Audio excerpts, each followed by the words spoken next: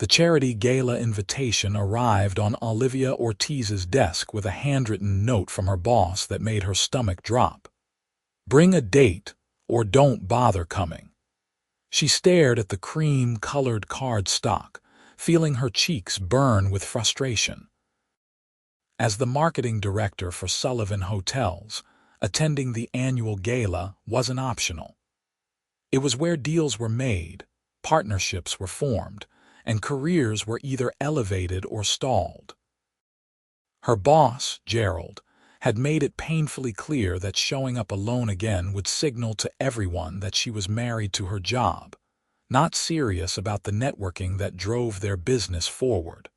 The problem was simple. Olivia hadn't been on a real date in over a year. Her last relationship had ended when her ex-boyfriend couldn't handle her 60-hour work weeks and constant travel. Since then, she'd thrown herself even deeper into her career, helping Sullivan Hotels expand into 3 new markets. She didn't have time for romance, and she certainly didn't have time to cultivate a fake boyfriend in the next 2 weeks. That evening, Olivia sat at the wine bar near her apartment, nursing a glass of Pinot Noir and contemplating her limited options. Her best friend Sophie had suggested hiring an escort, which Olivia had immediately vetoed. Her cousin offered to set her up with his roommate, but the guy was 22 and still in college. She needed someone sophisticated, successful, and believable. "You look like you're planning either a murder or a bank heist." Olivia glanced up to find a man standing beside her table, holding a tumbler of whiskey. He was tall, probably 6'2", with dark hair and striking blue eyes that seemed to assess everything in a single glance. He wore a charcoal suit without a tie, the top button of his white shirt undone in a way that suggested he'd just come from somewhere important. "Neither," Olivia said. "Just solving an impossible problem. Mind if I sit? All the other tables are taken." She gestured to the empty chair across from her. The bar had filled up while she'd been lost in thought. He sat down with an easy confidence that made her wonder what he did for a living. "Kade Vance," he said, extending his hand. "Olivia Ortiz." His handshake was firm and warm. "So what's this impossible problem?" Olivia hesitated. She didn't usually share personal details with strangers, but something about his direct gaze made her want to be honest. Maybe it was the wine. Maybe it was desperation. "I need a date for a work event in 2 weeks, and I don't have anyone to ask." Kade took a sip of his whiskey.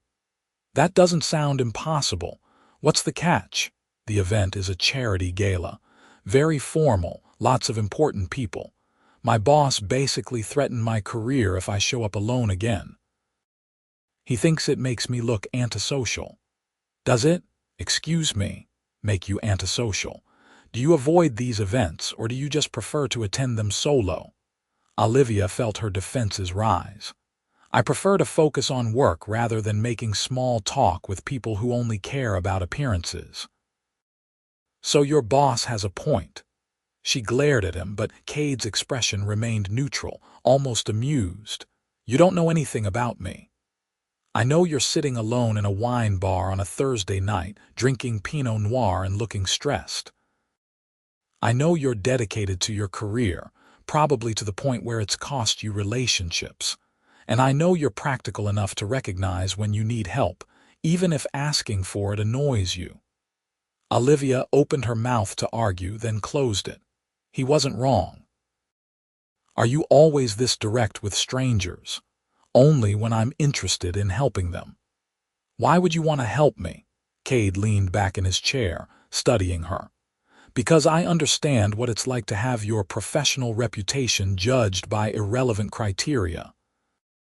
And because you seem like someone who would return a favor when it mattered." "What favor would you need from me?"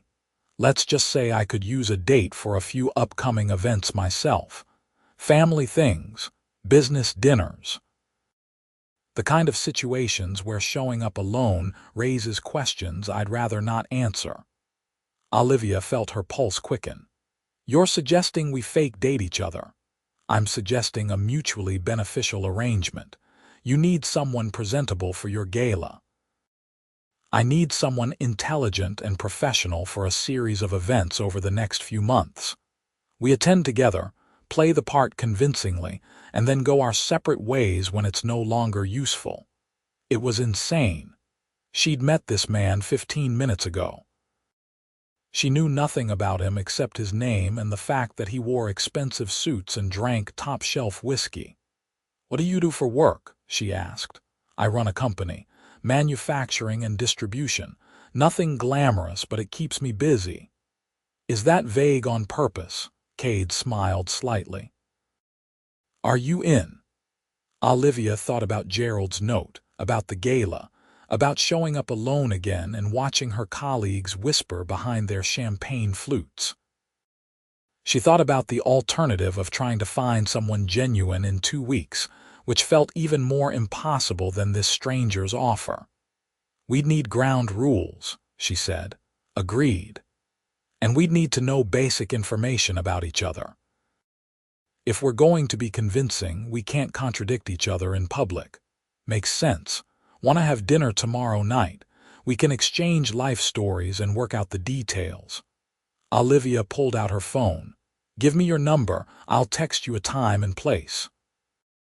They exchanged information, and Kade finished his whiskey in one smooth motion.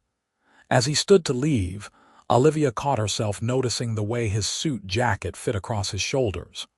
"One more thing," she said. "Why are you really doing this?" Kade met her eyes. "Because my family thinks I'm incapable of maintaining a relationship, and I'm tired of proving them right. See you tomorrow, Olivia." The next evening, Olivia arrived at an upscale Italian restaurant in the financial district, wearing a navy dress and her most comfortable heels. She'd spent the day researching Kade Vance and discovered that he wasn't just running a company.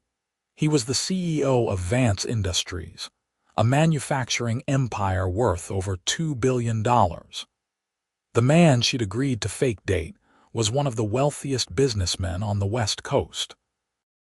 She found him already seated at a private corner table, reading something on his phone. He looked up when she approached and stood immediately, pulling out her chair. "You didn't mention you were a billionaire," Olivia said as she sat down. "You didn't ask. Does it matter?" "It explains why you need a fake girlfriend. I imagine there's a line of people trying to date you for your money." Kade poured her a glass of water from the bottle on the table. "Something like that. It gets tiring trying to figure out who's genuine and who's calculating the size of their future alimony payments. So why not just stay single?"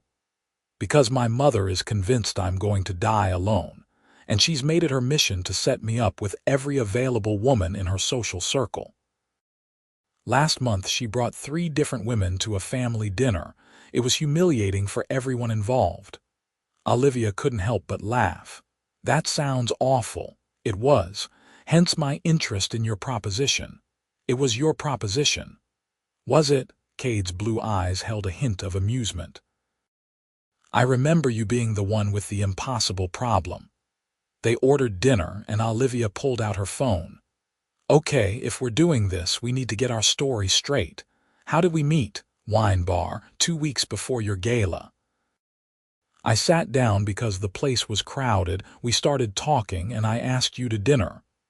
"That's just the truth. Best lies are based in truth. Keep it simple." "Fine. How long have we been together by the time of the gala?" 2 weeks. "Still new enough that we're in the exciting phase, but established enough that you'd bring me to a work event." Olivia made notes on her phone. "What do I do for work?" "Marketing director for Sullivan Hotels.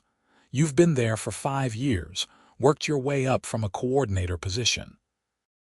You're passionate about brand strategy and guest experience. You memorized all that from last night. I Googled you this morning. You led the rebrand campaign that increased Sullivan's bookings by 32% in the Southwest region. Impressive work." Olivia felt her cheeks warm. "Thank you." What should I know about Vance Industries? For the next hour, they traded information over pasta and wine. Kade told her about taking over the family business from his father 8 years ago, about expanding from regional manufacturing into national distribution, about the constant pressure to grow faster and earn more. Olivia shared stories about her childhood in San Diego, her college years studying communications, the slow climb up the corporate ladder that had cost her most of her personal life. "You have any siblings?" Olivia asked. "One sister, Kiera. She's a pediatric surgeon in Boston. Married, 2 kids. She's the golden child who can do no wrong. And you're the disappointing one who can't settle down. According to my mother, yes. What about you, only child?" "My parents live in Arizona now. They keep asking when I'm going to give them grandchildren, but they've mostly accepted that I'm married to my career." Kade refilled her wine glass. "Do you want that? Marriage, children, the traditional path?" Olivia considered the question. A year ago, she would have said no without hesitation. But lately, she'd been feeling the edges of loneliness creeping in during quiet moments. "I don't know. I used to think I had to choose between career success and personal happiness. Now I'm starting to wonder if that was just an excuse to avoid trying." "That's honest. We're supposed to be honest with each other, right? If this is going to work. Within reason." Kade's expression shifted to something more guarded. "There are some things about my life that need to stay private." "Like what?" "Family finances, business deals, the usual billionaire problems." Olivia set down her fork. "If we're going to do this, I need to know there aren't any major secrets that are going to blindside me at an event. No secret children, no ex-wives, no criminal investigations. No to all 3. I'm 34, never married, no kids. My company is clean and my personal life is boring. What you see is what you get." "Somehow I doubt that." Kade leaned forward slightly. "What about you? Any secrets I should know about?" "I'm 31, never married, no kids. I work too much. I'm terrible at keeping plants alive, and I still talk to my college roommate every Sunday. No scandals, no drama." "Sounds boring." "You said boring was good." "I said my life was boring. Yours sounds lonely." The observation stung because it was true. Olivia took a long sip of wine to cover her reaction. "When's your first event?" she asked, changing the subject. "Next Saturday. Dinner with my parents and sister. She's in town visiting and my mother insisted on a family meal. Fair warning, my mother will ask invasive questions, and my father will try to talk business the entire time." "Sounds delightful." "It's not. But if you can handle that, the gala will be easy by comparison." They finished dinner and walked outside together. The summer evening was warm, the city lights reflecting off the glass towers surrounding them. Kade's car was waiting at the curb, a sleek black sedan with a driver. "Can I drop you somewhere?" he asked. "I'm only a few blocks away, I'll walk." "Then I'll walk with you." Olivia glanced at the car. "Don't you have important CEO things to do?" "Nothing more important than making sure my girlfriend gets home safely." They walked in comfortable silence for a block before Olivia spoke. "We should probably establish some physical boundaries. Hand-holding is fine. Arm around the waist in public. Kissing should probably be on the table. If we're at a family dinner or your work event, people will expect it." Olivia's heart rate picked up at the thought. "Keep it brief and appropriate." "Agreed." When they reached her apartment building, Kade stopped and turned to face her. In the streetlight, his features looked softer, less intimidating than they had in the restaurant. "Thank you for agreeing to this," he said. "I know it's unconventional. Thank you for offering. I was running out of options. I'll pick you up next Saturday at 6. Wear something nice but not too formal. My mother judges everything." "Great. No pressure." Kade smiled, and Olivia realized it was the first genuine smile she'd seen from him. It transformed his entire face, made him look younger and more approachable. "You'll be fine. If she gets too intrusive, just squeeze my hand twice and I'll change the subject." The following Saturday, Olivia spent 2 hours getting ready. She chose a burgundy wrap dress that was elegant without being over the top, paired with simple jewelry and natural makeup. When Kade knocked on her door at precisely 6 o'clock, she took a deep breath before opening it. He stood in the hallway wearing dark slacks and a light blue button-down shirt that made his eyes even more striking. He held a small bouquet of white roses. "My mother will ask if I brought you flowers," he explained, handing them to her. "Now I can honestly say yes." "You've thought of everything." "I've been dealing with her interrogations for 34 years. You learn to prepare." The drive to his parents' house took 40 minutes, heading north into an exclusive neighborhood where the properties were hidden behind tall gates and mature trees. Olivia felt her anxiety building as they pulled up to a sprawling Mediterranean-style estate.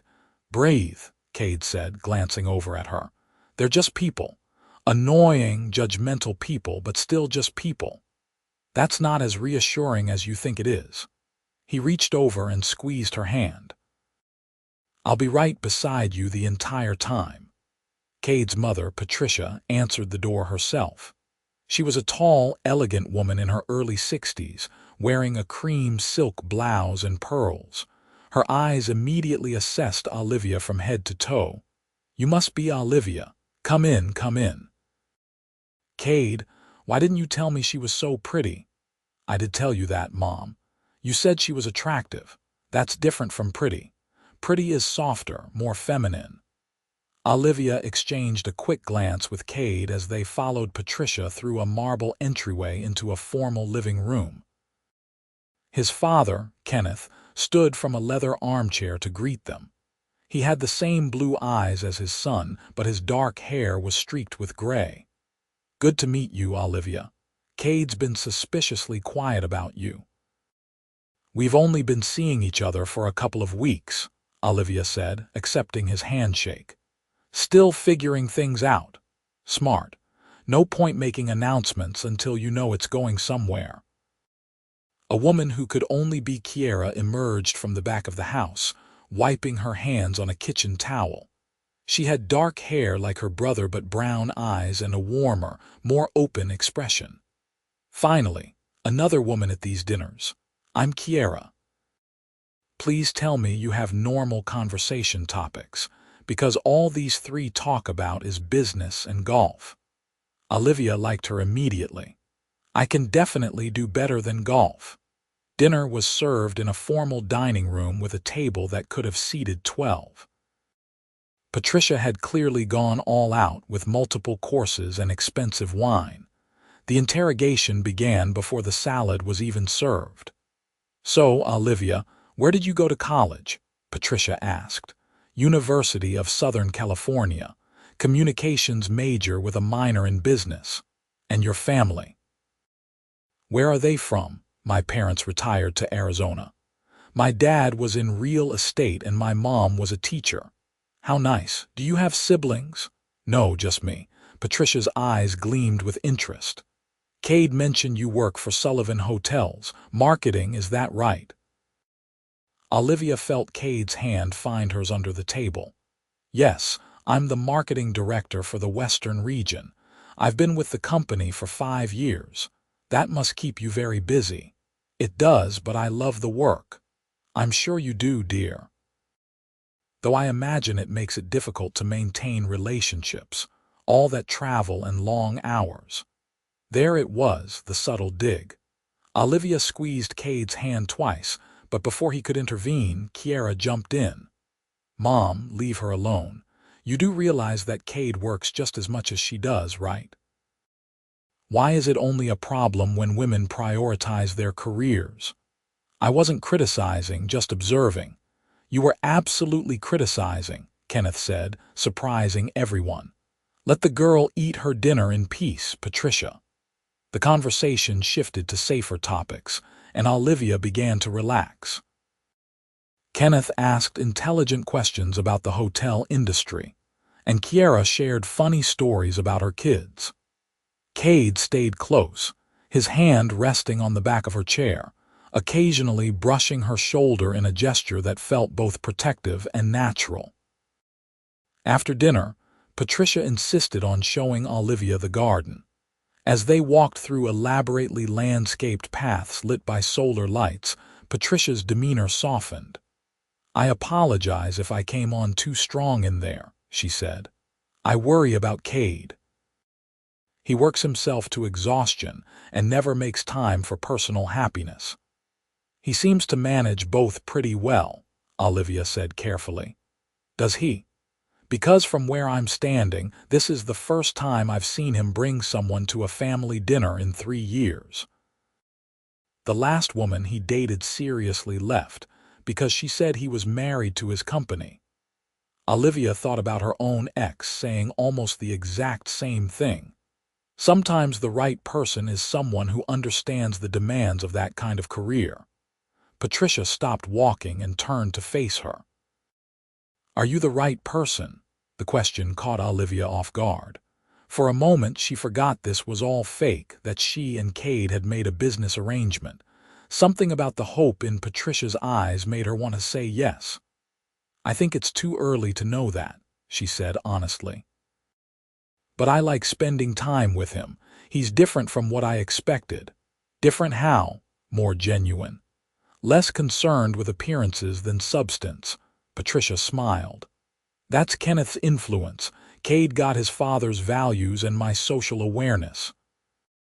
Sometimes I think it's a difficult combination." They returned to the house, where Kade and Kenneth were deep in conversation about supply chain logistics. Kiera caught Olivia's eye and gestured toward the kitchen. Olivia excused herself and followed. "Survival tip," Kiera said, pouring 2 glasses of wine. "Don't let my mother's comments get to you. She means well, but she has zero filter." "Thanks. She's not as bad as Kade made her sound." "That's because you're actually here. He usually shows up alone and endures 2 hours of her lamenting his single status." Kiera handed her a glass. "Can I ask you something?" "Sure. Are you good for him?" "Because I haven't seen my brother smile this much in years. When he talks about you, his whole face changes." Olivia's chest tightened with guilt. Kade had talked about her to his sister. He'd sold this fake relationship so thoroughly that his family believed it was real. "I hope so," she said, which wasn't entirely a lie. Even if this arrangement was temporary, she found herself hoping she had some positive impact on his life. The drive back to Olivia's apartment was quiet. She could tell Kade was tired, the energy it took to manage his family's expectations clearly draining. "You did great," he said as they pulled up to her building. "My mother loved you. How can you tell? She spent half the dinner subtly criticizing my career." "That means she's taking you seriously. If she didn't care, she'd just be polite and forget about you the second you left." "That's a twisted logic. Welcome to my family." Kade walked her to her door, his hands in his pockets. "The gala is next Friday. I'll pick you up at 7. Sounds good." They stood in the hallway, and Olivia realized this was the moment where a real couple would kiss goodnight. The thought made her nervous and excited in equal measure. Kade seemed to have the same realization. He stepped closer, one hand coming up to gently touch her cheek. "We should probably practice this. For the gala. Practice kissing. We want it to look natural." His lips were soft when they met hers, the kiss brief and careful. It sent warmth spreading through Olivia's body, a reaction she definitely hadn't anticipated. When Kade pulled back, his eyes searched hers. "Was that okay?" he asked quietly. "Yeah, that was good, very convincing." "Right. Convincing." He stepped back, creating distance between them. "I'll see you Friday." Olivia let herself into her apartment and leaned against the door, her heart racing. This was supposed to be a business arrangement, a mutually beneficial fake relationship. She wasn't supposed to feel anything when he kissed her. She definitely wasn't supposed to be replaying that kiss in her mind while getting ready for bed. The week passed quickly, filled with work deadlines and preparation for the gala. Olivia found herself texting Kade more than necessary, asking questions about the event that she could have easily researched herself. He always responded quickly, often with dry observations that made her laugh. By Friday evening, Olivia was genuinely excited to see him again. She'd chosen a floor-length emerald gown that complemented her dark hair and brown eyes. When Kade arrived, wearing a perfectly tailored tuxedo, his reaction was worth every penny she'd spent on the dress. "You look stunning," he said, his eyes traveling the length of her before returning to her face. "You clean up pretty well yourself." The gala was held at a historic hotel downtown, with hundreds of guests mingling in a ballroom decorated with crystal chandeliers and elaborate floral arrangements. Olivia immediately spotted several colleagues, including Gerald, who raised his glass in approval when he saw her enter on Kade's arm. "That's my boss," she murmured to Kade. "The one who threatened my career. Want me to threaten his? You can't threaten my boss." "I absolutely can." Vance Industries is one of Sullivan Hotel's largest corporate clients. We book over 10,000 room nights a year across your properties. Olivia stared at him. "You never mentioned that. Didn't seem relevant. Should I have a word with him about his management style?" "No. But thank you for offering." They circulated through the crowd, and Olivia found herself enjoying the evening in a way she never had before. With Kade beside her, the networking felt less exhausting. He was charming when he needed to be, quiet when she was talking business, and attentive in a way that made her feel valued rather than displayed. When the dancing started, Kade led her onto the floor without asking.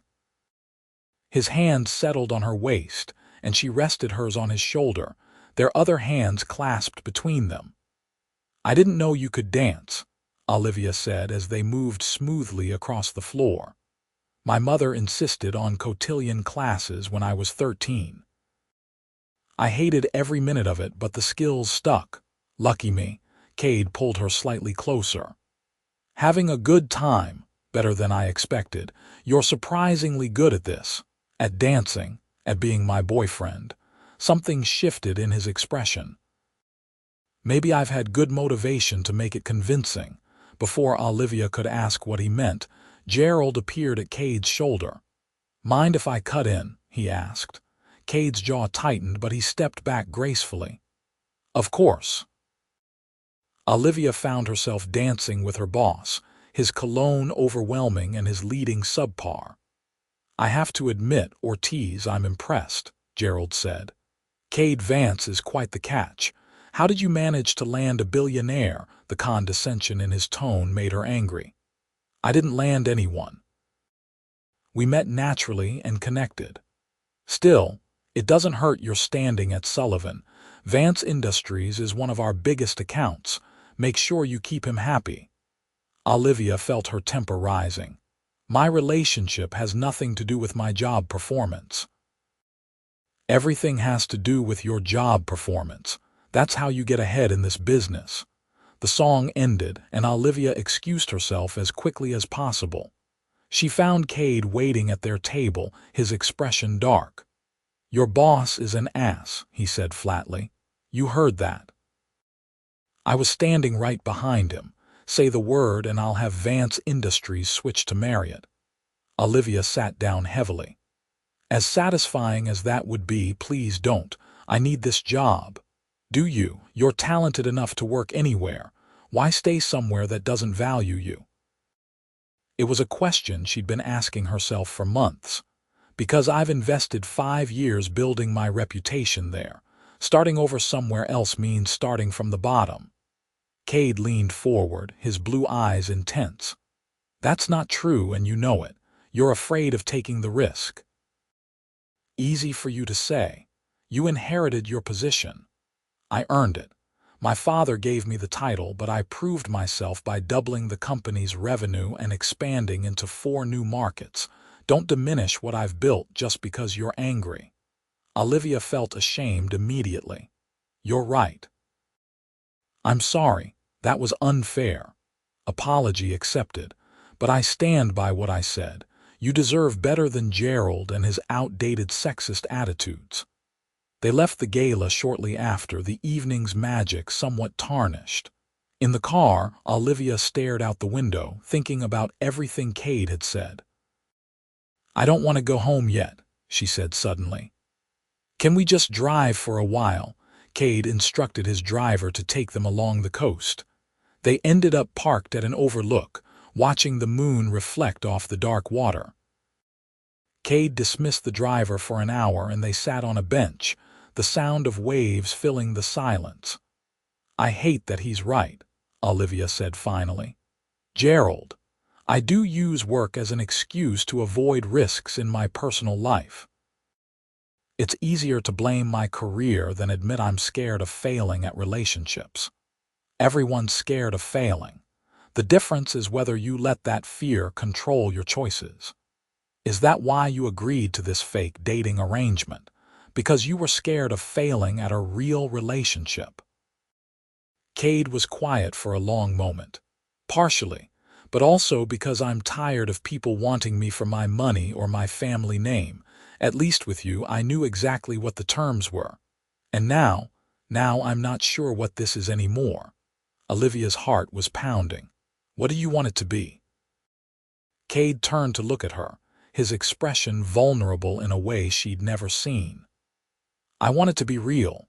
I want to take you to dinner because I enjoy your company, not because we have an arrangement. I want to kiss you without it being practice for an audience. Kade, I know this wasn't the plan. I know we agreed this was temporary and mutually beneficial. But somewhere between my mother's interrogation and watching you handle Gerald with more grace than he deserved, I realized I don't want this to end when we've fulfilled our obligations. Olivia felt tears prickling her eyes. I feel the same way, but this is complicated. Why? Because what if we try to make it real and it doesn't work? What if 6 months from now we realize we made a mistake? Then we'll have tried. Isn't that better than wondering what might have been? He had a point. Olivia thought about her conversation with his mother in the garden, about Kiera's question about being good for him, about every moment over the past 2 weeks when she'd forgotten they were pretending. I'm not good at this, she admitted. Vulnerability, opening up, letting someone in. My last relationship ended because I kept him at arm's length. Then we'll figure it out together. I'm not good at it either. Kade reached for her hand, his thumb brushing across her knuckles. I like you, Olivia. The real you, not the polished version you present at work events. I like that you're ambitious and driven. I like that you call me out when I'm being unfair. I like the way you scrunch your nose when you're thinking. I don't want to lose that because we're both too afraid to take a chance. Olivia looked at their joined hands, then up at his face. In the moonlight, he looked younger, more open than the guarded CEO she'd met at the wine bar. Okay, she said softly. Okay, let's try. For real this time. Kade's smile was brilliant. He cupped her face in his hands and kissed her, and this time there was nothing careful or practiced about it. It was deep and urgent and full of promise. Olivia melted into him, her hands gripping his jacket, feeling like she was falling and flying at the same time. When they finally broke apart, both breathing hard, Kade rested his forehead against hers. Best fake relationship ever, he murmured. Olivia laughed, the sound bright and happy. We're terrible at this. We lasted exactly 2 weeks before breaking our own rules. I think that makes us excellent at this. We recognized a good thing when we found it. Over the next 3 months, Olivia and Kade navigated the shift from fake to real with surprising ease. The foundation they'd built on honesty and mutual understanding served them well. They still attended events together, but now the hand-holding and kisses were genuine expressions rather than performances. Olivia met Kade's friends and discovered he had a tight-knit group of college buddies who regularly gave him grief about his serious demeanor. Kade met Olivia's parents when they came to visit and charmed them by asking intelligent questions about her father's real estate career and complimenting her mother's teaching philosophy. At work, Olivia finally took Kade's advice and started looking for new opportunities. When a position opened up as VP of Marketing at a boutique luxury hotel group, she applied and got the job. Gerald was furious when she gave her notice, but Olivia walked out of Sullivan Hotels with her head high and her future bright. "I'm proud of you," Kade said when she told him about her last day. They were at his penthouse apartment cooking dinner together. "That took courage. You inspired me, watching you run your company, seeing how you balance ambition with integrity. It made me realize I don't have to compromise my values to be successful." Kade set down the knife he was using to chop vegetables and pulled her into his arms. "You know I love you, right?" It was the first time either of them had said it. Olivia's breath caught. "You do." "I've been in love with you since that night at the Overlook, maybe even before that. I just didn't want to scare you away by saying it too soon." Olivia reached up to touch his face, feeling the slight stubble on his jaw. "I love you too. I think I started falling that first night when you called me out for being antisocial. That was me being charming. That was you being honest. It's what I love most about you." Kade kissed her deeply, and dinner was forgotten as they made their way to the bedroom. Later, wrapped in his arms with the city lights twinkling beyond the floor-to-ceiling windows, Olivia felt a contentment she'd never experienced before. "What are you thinking about?" Kade asked, his fingers tracing patterns on her shoulder. "How different my life is now compared to 3 months ago. How happy I am. Better than your impossible problem, so much better." 6 months after that night at the wine bar, Kade took Olivia back to the Overlook where they'd first admitted their feelings. It was a clear evening, the kind where you could see stars despite the city lights. They walked down to the beach, shoes in hand, letting the waves lap at their feet. "I have something to tell you," Kade said, stopping to face her. Olivia's heart jumped. "Good something or bad something?" "Good." "At least, I hope you'll think it's good." He reached into his jacket pocket and pulled out a small velvet box. "This wasn't supposed to be fake. That's what I've learned over the past 9 months. From the moment I sat down at your table, some part of me knew you were going to change my life." Olivia's eyes filled with tears as Kade opened the box to reveal a stunning diamond ring, the stone catching the moonlight and throwing rainbow reflections. "I don't want to fake anything with you ever again," he continued. "I want real mornings and real arguments and real plans for a real future." "Olivia Ortiz, will you marry me?" "Yes," she said, the word coming out as half sob, half laugh. "Yes, absolutely yes." Kade slid the ring onto her finger and kissed her as waves crashed around their ankles. When they finally made it back to the car, both soaking wet and grinning like fools, Olivia couldn't stop looking at her hand. "Your mother is going to lose her mind," she said. "My mother has been planning our wedding since our second date. She's going to be insufferable." "I don't care. I love you. I love you too." The wedding took place a year later at the same Overlook, with just close family and friends in attendance. Patricia cried through the entire ceremony, and Kenneth made a toast about being surprised his son had finally found someone who could keep up with him. Kiara served as maid of honor and told embarrassing stories about Kade's teenage years during her speech. Gerald sent a gift with a note congratulating Olivia on her excellent choice. She donated the gift to charity, and didn't respond to the note. 2 years after the wedding, Olivia and Kade welcomed their first child, a daughter they named Sophie after Olivia's best friend, who had initially suggested the escort idea that led to everything. Sophie had her father's blue eyes and her mother's determination, a combination that promised future chaos. "She's perfect," Kade said, holding his daughter in the hospital room while Olivia rested. "She's going to run your company someday," Olivia said, smiling at the picture they made together. "She can run the world if she wants. With you as her mother, she'll be unstoppable."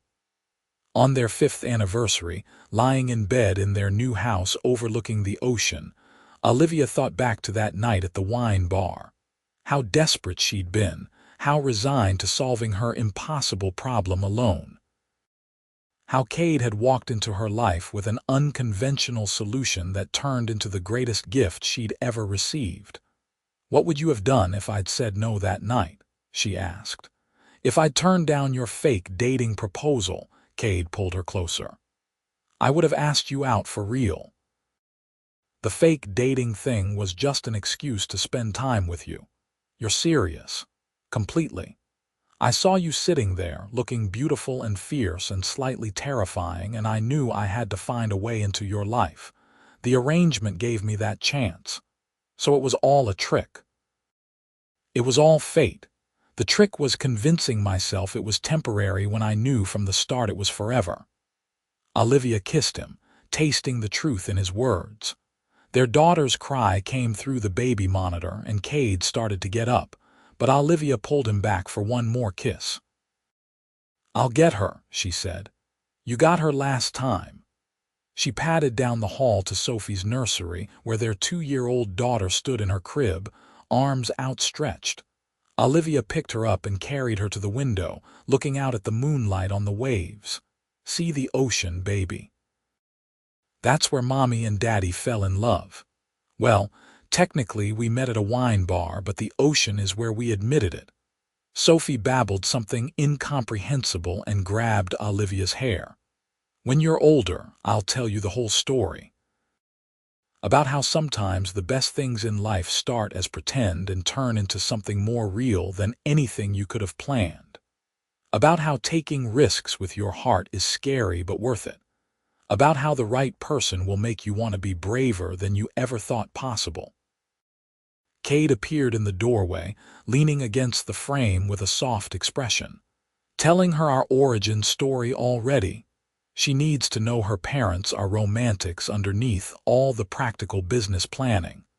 We're romantics who started with a contract. The best kind." They stood together in the moonlight, their daughter between them, the ocean waves providing a constant rhythm. Olivia thought about that invitation on her desk, about Gerald's ultimatum, about how desperate she'd been to solve an impossible problem. She'd wanted a date for a gala. She'd gotten a husband, a partner, a best friend, and a future she'd never dared imagine. "Thank you," she said quietly. "For what?" "For sitting down at my table that night, for offering me an outrageous solution, for being willing to pretend until we figured out it was real." Kade wrapped his free arm around her waist, the three of them reflected in the dark window. "Thank you for saying yes. For taking a chance on a stranger with a crazy proposal, for teaching me that the best things in life are worth the risk." Sophie yawned and rested her head on Olivia's shoulder, already drifting back to sleep. They stood there for a few more minutes, reluctant to break the spell of the quiet moment. Finally, Olivia laid Sophie back in her crib, and they tiptoed back to their room. As she settled into Kade's arms, Olivia smiled into the darkness. The CEO who had agreed to fake date her had become her entire world, and the pretend had transformed into a forever more beautiful than any story she could have written. Sometimes, she thought as sleep claimed her, the impossible problems have the most perfect solutions. You just have to be brave enough to accept help from a handsome stranger in a wine bar.